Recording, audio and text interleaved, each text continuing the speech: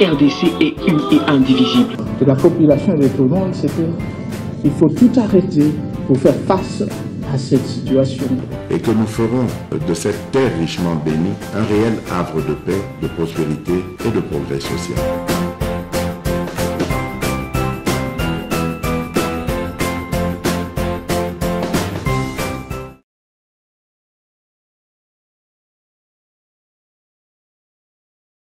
Botenabino, merci. Bozolandem Kabez officiel, Bozolandem se partout à travers le monde, vous allez s'abonner, Bozo partager l'émission Nabiso. Merci na confiance, na fidélité, tous en place pour nous informer Bino. Bolingue Boyeba, Makambozoleka en République démocratique du Congo, n'hésitez pas. Boyamba la Moko, na MKB officiel, beaucoup de l'information vraie. Vérifiable et si nous traitons parce que nous collectons, nous diffusons l'information. Merci Mingi de continuer à vous abonner. Kosenga ba proche na binomba s'abonner. Ba bazo sala yango to pesi bino merci. Donc il faut jamais ko banda vidéo kotala soki oza sirte que oza abonné. Votre façon de nous apporter aussi moi makasi ezali ko sala ete batu nyonso o bazolanda biso bazala vraiment abonné. Fais-le, c'est une façon de apporter biso soutien monene. Donc tout le nombre y a abonné ba bagisama, mais nous avons aussi dit pour na bato oyo bana besoin ba produit na bango, ba message na bango, ba spot na bango, ba biloko belé, n'hésitez pas à nous contacter na numéro wana tokoleki sa produit na yo pe mokili mobimba okoyi ekoye ba yango parce que biso MKB officiel vous allez vraiment au cœur de l'actualité et une description d'informations vraiment les alliés domaine na biso toujours bunda tout ça là par tous les moyens pour être beaux à la vraiment na hauteur. Il y a les Camboana. Partagez nos liens, abonnez-vous, likez, et allez copier ce biso, makasi me tikana, souhaitez bino toujours ba meilleur V, moi au mobimba janvier, bino bato boza de loin ou de près, grâce à vous, chaîne nabiso, ezo telema, kolonzambe apambola, motema malamu ozana yango, vraiment, tu es là pour soutenir, tu ne décourages pas, même à Tambeba Izali, au Salaka toujours reproche avec Bolingo, contrairement à ces méchants qui ont échoué dans leur vie et qui veulent voir aussi les autres échouer. Moussa Nezaka fait cela par tous les moyens pour comment on va tout échouer. Mais je bénis Dieu pour vous parce que Motema Malamu Nabino est inde Kebiso, Tokoma Esika, Toza Lelo. Tokobeta Masolo, Boyebi Kebiso. Masolo nde ye yamboko muto ye sabiso awa tokobeta masolo d'abord esengela ki aloba po ye muto asalaka ba révélation mingi sur Katumbi. En tout cas aloba trop, il nous a montré le détail de ce que représente Katumbi ayeba ye wapi azwa mbongo ndenge nini, comment il est devenu multimilliardaire. En tout cas kondolaki akotaki na muzindo pona kotali sabiso vérité, mais lobby en tout cas a brisé silence.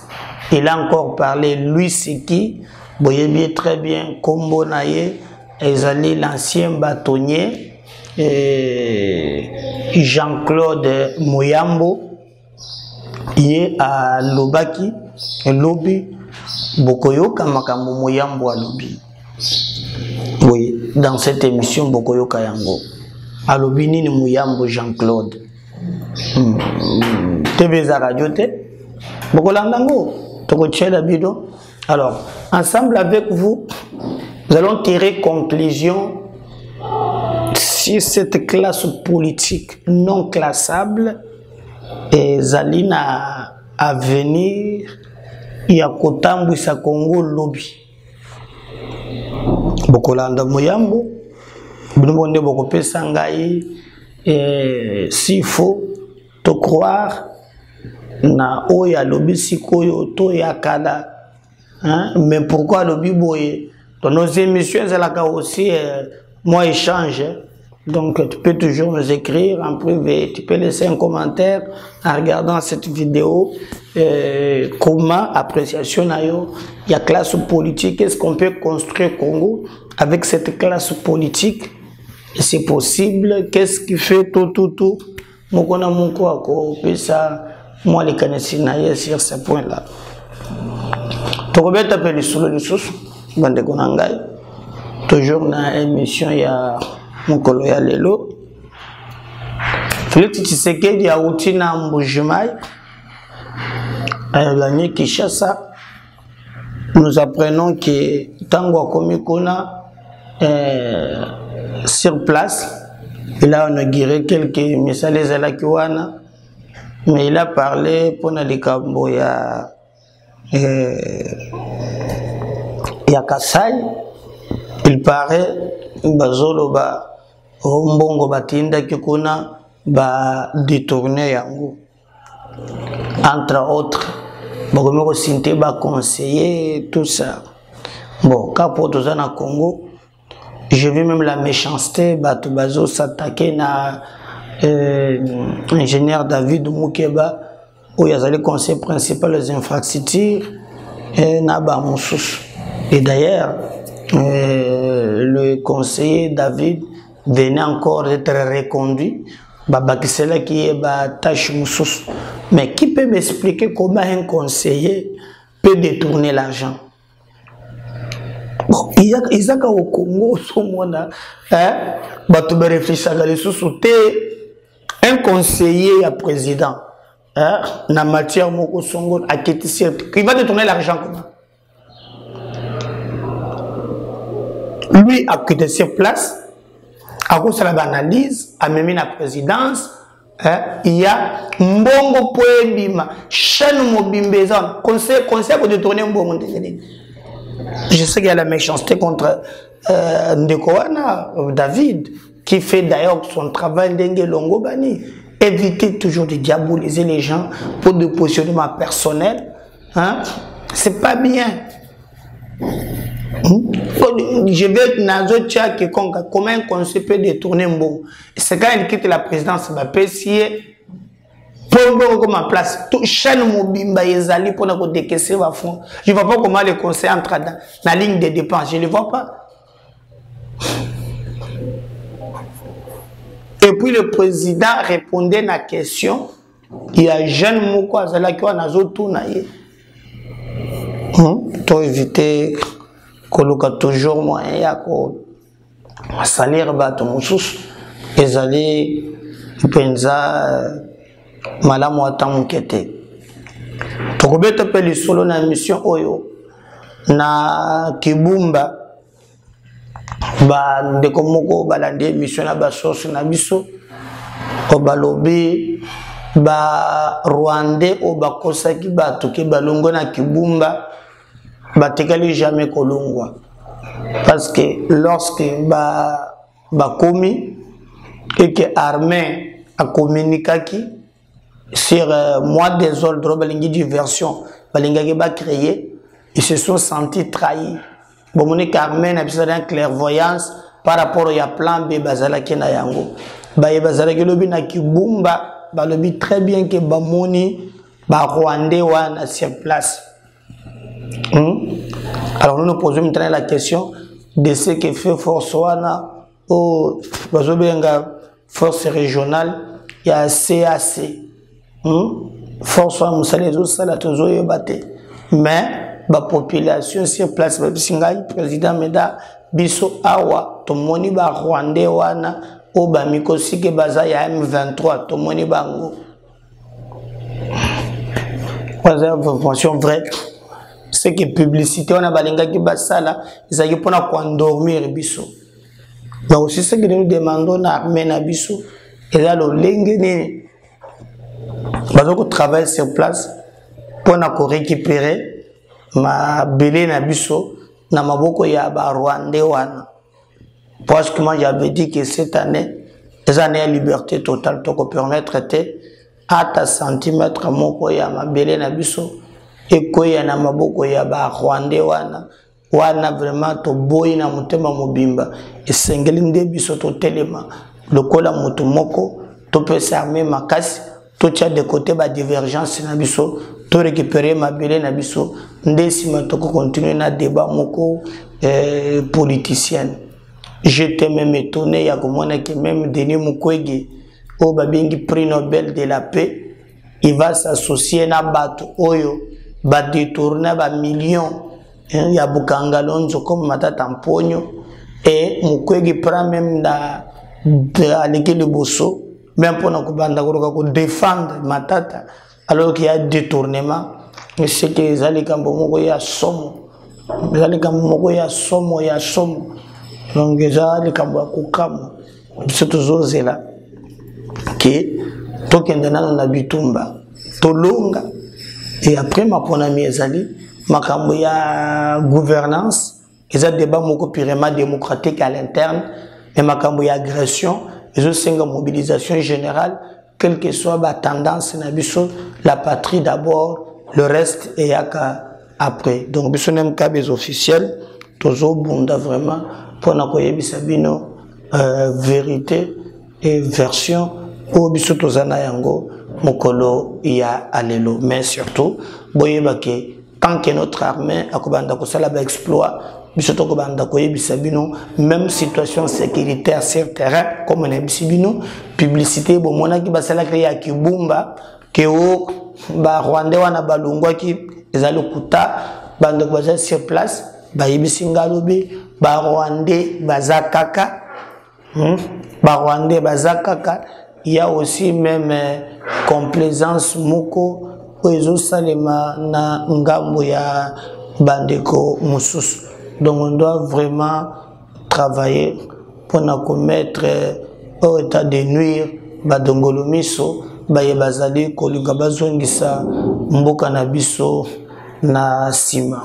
Voilà, o biso to ko koloba na abino mais aussi to kobeta les solonde to zongela ki si j'ai ya liboso nezalaki quelques actualités mais to kobeta les solo ya sika o to lobaki na bino to landa quand même pour bande ko na senga kibino to landa na bino maintenant Jean-Claude Muyambo lobaki makambo ebele sur Katumbi ebele quand je vous dis ebele montoyo eza bato ba révéler makambo sur Katumbi baza mibale o vraiment baloba makambo baza moi mingi mais o baza bakatange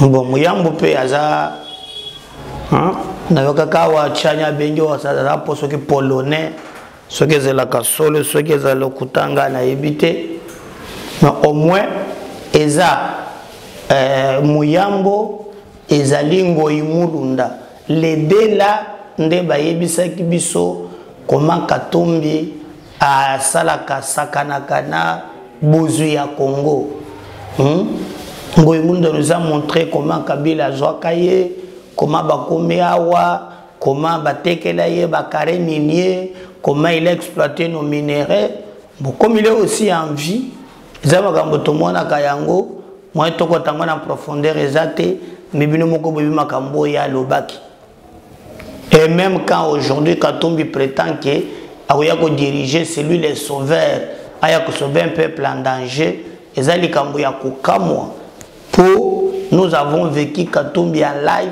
et babiloko na zoyebisa bino eza biloko moko ezali normal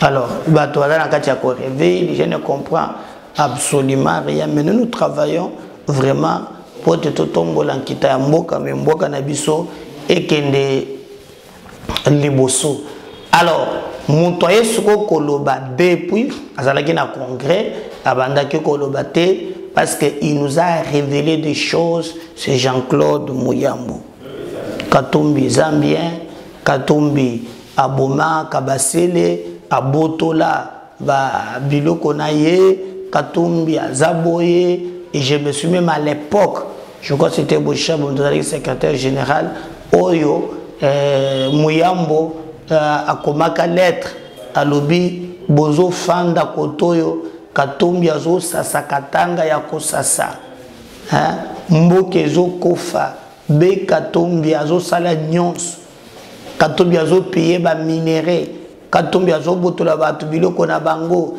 katumbi azo bomisa batu. C'était Jean-Claude Muyambo qui est encore en vie aujourd'hui. Muyambo alobi katumbi a se prononcé candidat. Muyambo alobi boyebi bien ki mikolo leka ki yawa a s'autoproclamaki ki ya azali coordonnateur à Union Sacrée na espace Grand Katanga, Jean-Claude Muyambo. Peut-être que ça n'a pas évolué et comme ce qui commis, mais pour le moment maintenant boyoka politicien congolais Jean-Claude Muyambo a lobby nini exactement pour na katumbi na pour na makambozo ya sima. Tolandi, on va revenir juste après.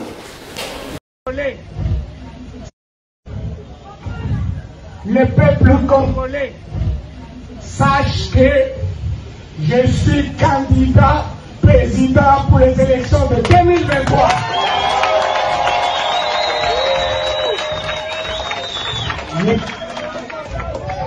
Nikonani.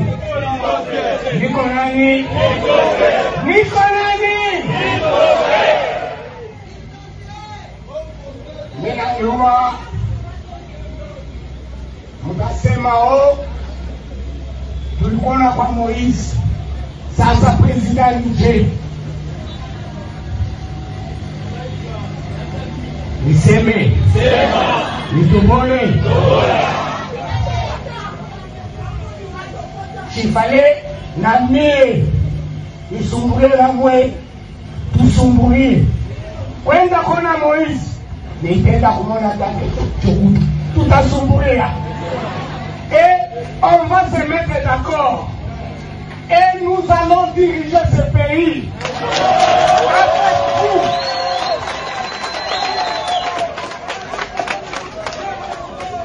Kukonenda tunamonaka naye banakutananaka banasumbuliaka minasumbuliaka naye minonanaka naye tulikuwa alikuwa na politiki yake. Le peuple congolais sache que je suis candidat président pour les élections de 2023.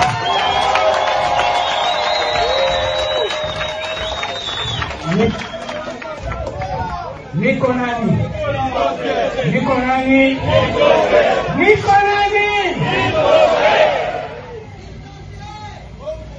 Ninajua mtasema tulikuona kwa Moise, sasa president nje. Niseme nitobole chifale na mie isumbulie la mwe tusumbulie kwenda kona Moise nitenda kumona take chukudu tutasumbulia et on va se mettre d'accord et nous allons diriger ce pays avec vous.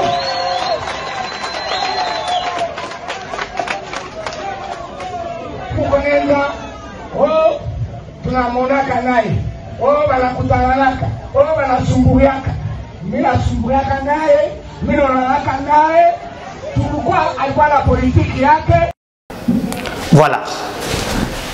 Alobi boyo kibalobaka kena kotanaka na katumbi obozabi nazalaka naye na sololaka naye pe bakokende kokutana na katumbi pour gérer mboko ensemble.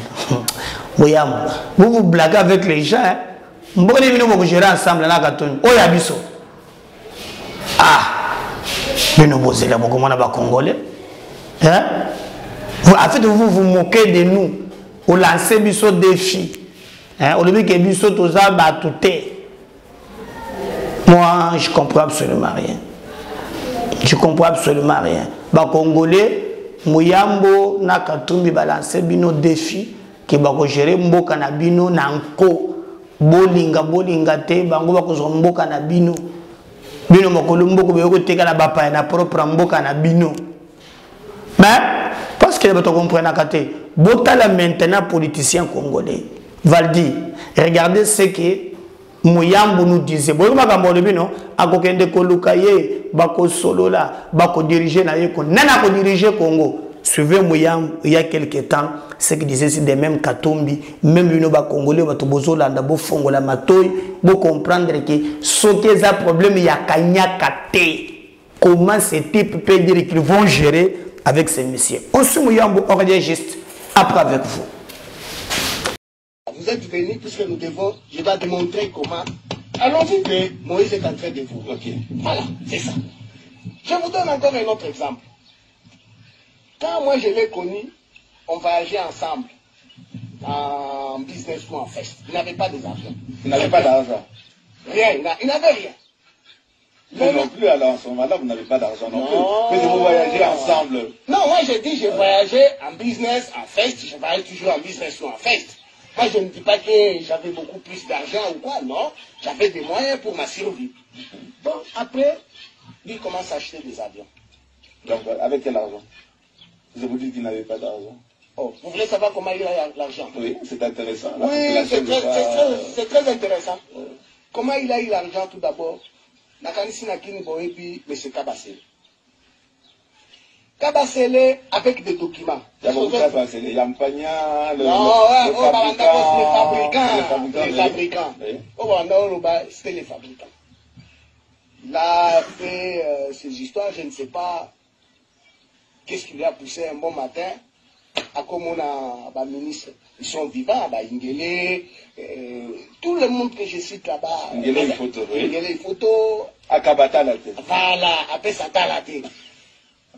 Pessier, Mikanda Bioko, surtout, Naïba Kite Negeni, Niyazaki Kuna Nakin, Aïba Kike, Min Moko, Babenga Kambola et ça n'a pas minéré.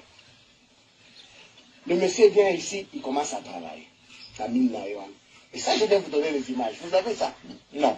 Voilà, je vais vous donner les images. Le type commence à travailler. Un jour, j'étais dans mes multiples occupations. Moïse m'appelle. Quand je dis qu'il n'avait pas d'argent, il m'appelle, est-ce que tu peux m'accompagner Nambola? Président, excuse-moi, je suis très occupé. Madame, mon côté, quand même, on vient président. Non, je l'appelais déjà président, non? Parce qu'il était, quand il est venu, il était président de TP Mazembe. Moi, je suis supporter de TP Mazembe. Il faut avoir ma solo. Oh, l'anda bien, c'est une histoire. Je lui dis, ok, je ne sais pas vous accompagner puisque je suis fort pris. Alors, il est parti avec ses collaborateurs de Tout-Puissant Mazembe. Moi, je me trouvais à ce moment-là, je pense, au centre-ville, et puis quelqu'un m'appelle. Oh, tu sais ce que Moïse vient de faire à Mbola? Je dis quoi? Il vient de faire quoi? Il dit non, il s'est bagarré là-bas.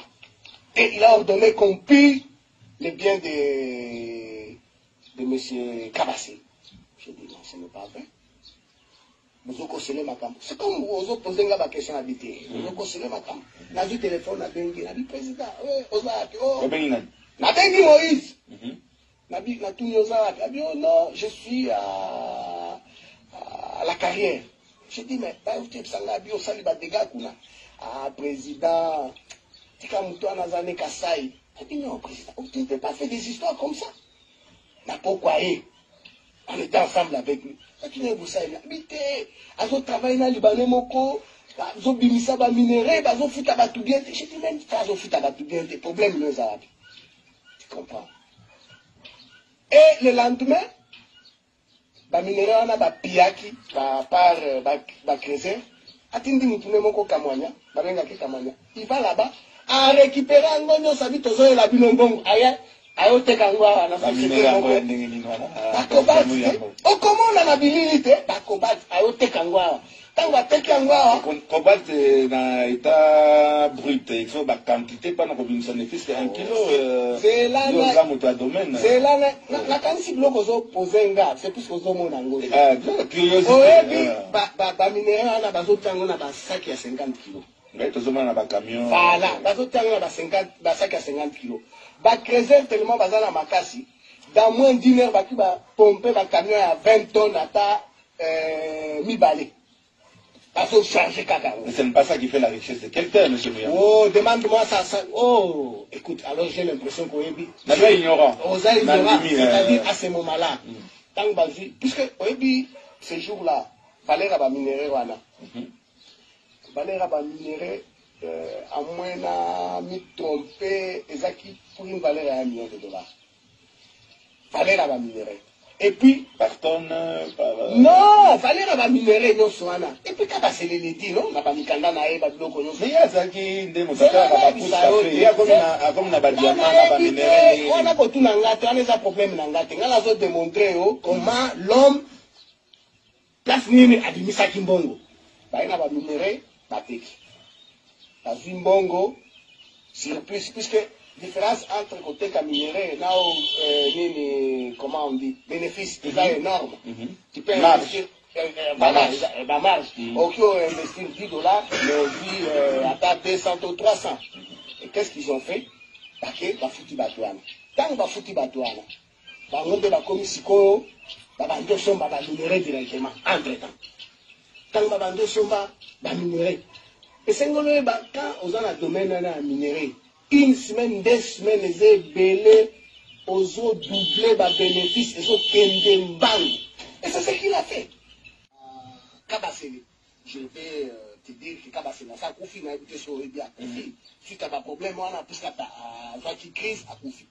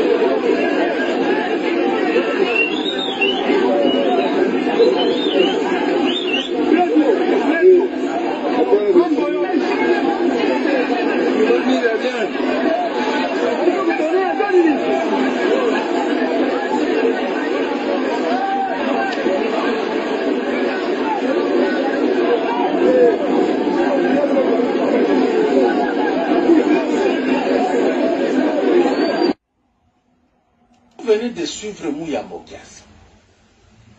na dossier à M. Kabassele. M. Kabassele ce n'est pas n'importe qui. C'est l'inventeur de Pousse Café.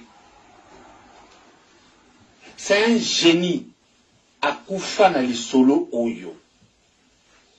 Et famille Kabassele tango na bombo tango Moïse a betieku. Afunda na parquet à Kipushi. Baboya kolandela dossier na bazali ko banga Moïse. Si vous suivez na ba vidéo mususu ko banda koya, okoya kamuya dire que Moïse le disait tout au même na ba meeting que nako na bobeta bato ya ba juge tout ça beaucoup ka terminer dans ça utiliser. Donc tout le monde avait peur de lui parce qu'il avait terrorisé le Katanga, il a terrorisé les gens. Ce que je dis est vrai.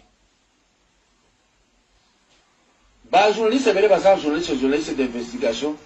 So baké na Katanga, bakendaka na idée, ba pesa mbongo kaka zonga. Okomona so zonga bandi ko kumisa, il ment.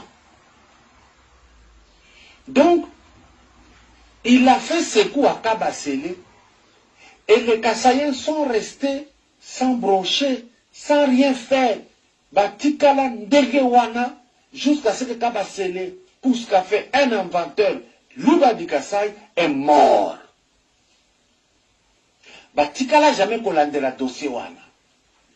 Mais le quoi de commune a état de droit sous le règne de Félix Tshisekedi, famille à Kabasele, bozonge la dossier wana.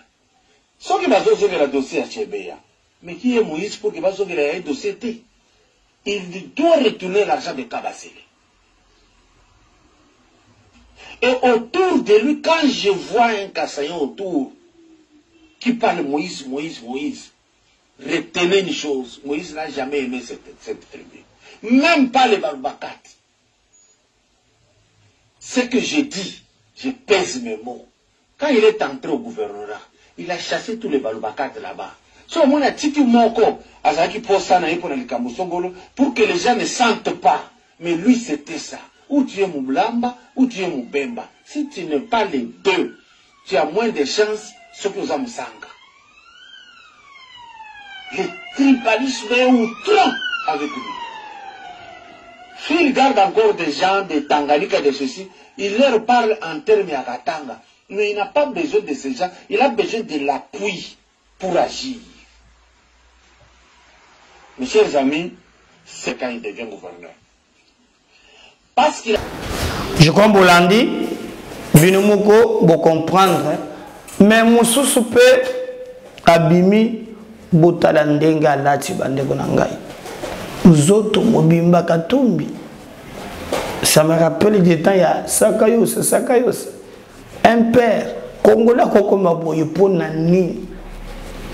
Botala Jacquine dans la Magambo peut assaler. On revient juste après pour continuer avec notre émission. Distingués membres de Ensemble, bonne année 2023. 2022, ça n'est allé. Bye bye, adieu avec ses souffrances, ses guerres, ses misères, ses détournements, ses promesses irréalisables. Le moment est venu, 2023. Nous commençons cette année avec une pensée pieuse à nos frères et sœurs qui sont dans l'Est, qui souffrent dans les affres de la guerre. Nous pensons à nos forces armées au front, qui y sont pour défendre notre souveraineté et notre intégrité territoire. Nous croyons en vous, les FARDC, parce que vous êtes une force ultime et légitime. Que Dieu vous bénisse. Allez-y, FARDC. Nous pensons en ce jour de début d'année à notre président national, M. Katumbi Tchapé Moïse. Meilleurs vœux, bonne année 2023 à vous et à votre famille. Nos pensées vont aussi au secrétaire général de notre parti, l'honorable Dieudonné Bolingué-Tengue. Meilleurs vœux, bonne année à vous et à votre famille. Nous pensons à tous les responsables à tous les niveaux de notre parti politique, particulièrement à la très distinguée dame, l'honorable Dominique Mounongo, la coordonnatrice nationale de la TFC. À toutes les mamans, bonne année, meilleurs vœux. Meilleurs vœux à vous, tous les secrétaires nationaux de notre parti. À vous tous qui dirigez ensemble pour la République à travers le pays, dans les provinces, dans la diaspora. Que Dieu vous bénisse. Tenez bon, parce que cette année, Dieu a donné un sens à notre lutte. Merci au président Moïse Katumbi qui a accepté notre demande de briguer la magistrature suprême pour le 20 décembre de cette année. Et que Dieu vous bénisse, qui vous donne la force de pouvoir vaincre. Nous vaincrons parce que nous sommes Congolais. Nous sommes dans la détermination, nous sommes dans la volonté et de supporter notre engagement afin de pouvoir changer les choses. Oui, le nouveau Congo est possible avec Moïse Katumbi. Mesdames et messieurs, chers jeunes, mobilisez-vous. Allez chercher vos cartes électeurs à la CENI. Il est grand temps. Réveillez-vous. Allez prendre vos cartes. Batata Bamama, Bilenga Kinshasa, Yekwater Mambenga, Yabumba Elisala, Ngonga Ekoki, Bokende Kozoka carte électeur à Bino, pour être payé ça on dirait à Maponomi. Au Ponanani, et si nous avons la carte. Batata Bamama, ba mona kasai ba dukana ngama lanju kala ngama lanju bujima bela ngama kushinde timini jiba ja kumbani mwana mona kasai tabala ndaku kana takati ke baka electeur wa ite jeo kwa masungulana wa baba wa mama vijana wasemaji walikuwa tukufa Swahili ndio wakati mwende mkatafute makati zenu za electeur ndio wakati juu bebe upate njia ya kwenda uchaguzi tangu ifweni bapangi na mungu ya Congo Central bango chine mungu ya Bandundu tangu ifweni bende kwenda sosa la carte na beno électeur samna kwenda na Ntsodolo ngonga ekokiba na Kinshasa le mercredi oyo le 4 janvier bisonyo sur la IMCA et le la coordination provinciale de la ville de Kinshasa et Kangami le maître Simon Bouroulou. Bonne année. Nzambe apambola Congo. Nzambe apambola Moïse Katumbi. Nzambe apambola ensemble. Alors, Wabandi Chakindala, je crois que vous avez l'idée de ce qu'il a dit. Mais aussi, moi je vais vous laisser suivre. Katumbi Moko, na Lukaki vidéo Moko, Boyoka comment il explique comment Aza Congolais et qui donne ses arguments. Azan a raison, Toté, à vous les claviers. On suit d'abord élément Oyakatumbi, comment Aza Congolais, et on va revenir juste après. Immeuble, le régime aux abois cherche à remettre en cause ma nationalité congolaise d'origine. Moi, un natif du Katanga, fils d'une princesse Bemba Yeke, de la lignée de Moussiri, le roi de Bayeke. Certains qui sont au pouvoir aujourd'hui dans notre pays ne peuvent pas en dire autant sur leur origine. Moi, je suis un entrepreneur congolais connu et reconnu, élu député provincial et national, gouverneur de la province du Katanga pendant 8 ans. Je suis animé de plusieurs sentiments après cette nouvelle cabale du pouvoir agonisant de Kinshasa. En effet, je suis étonné qu'on s'attaque à ma nationalité d'origine que nul ne peut contester. La justice congolaise est devenue un instrument de répression du dictateur de Kinshasa qui passe son temps à élaborer des montages macabres au lieu de s'occuper du vécu quotidien de 80 millions de Congolais qui croupissent dans la misère. Loin de me décourager, toutes ces manœuvres diaboliques ne font que renforcer ma volonté de poursuivre le combat pour libérer et sauver le pays. Je meuble, le régime aux abois cherche à remettre en cause ma nationalité congolaise d'origine. Moi, un natif du Katanga, fils d'une princesse Bemba Yeke, de la lignée de Moussiri, le roi de Bayeke. Certains qui sont au pouvoir aujourd'hui dans notre pays ne peuvent pas en dire autant sur leur origine. Moi, je suis un entrepreneur congolais connu et reconnu, élu député provincial et national, gouverneur de la province du Katanga pendant 8 ans. Je suis animé de plusieurs sentiments après cette nouvelle cabale du pouvoir agonisant de Kinshasa.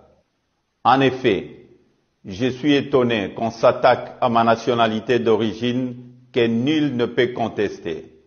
La justice congolaise est devenue un instrument de répression du dictateur de Kinshasa qui passe son temps à élaborer des montages macabres au lieu de s'occuper du vécu quotidien de 80 millions de Congolais qui croupissent dans la misère. Loin de me décourager, toutes ces manœuvres diaboliques ne font que renforcer ma volonté de poursuivre le combat pour libérer et sauver le pays. Voilà. Je crois que Wana Bolandi, Binomoko Katumbi, Agomi Congolais d'origine, Azan a raison, Toté, Bissotoboy Namboka Nabisu. Partagez ces liens. On revient juste après. Prenez le numéro Moussou, tout à l'heure. Bye.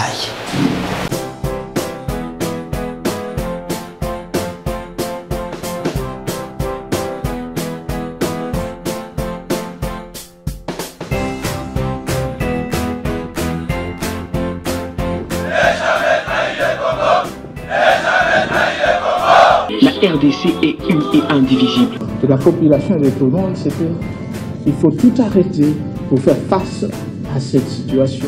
Et que nous ferons de cette terre richement bénie un réel havre de paix, de prospérité et de progrès social.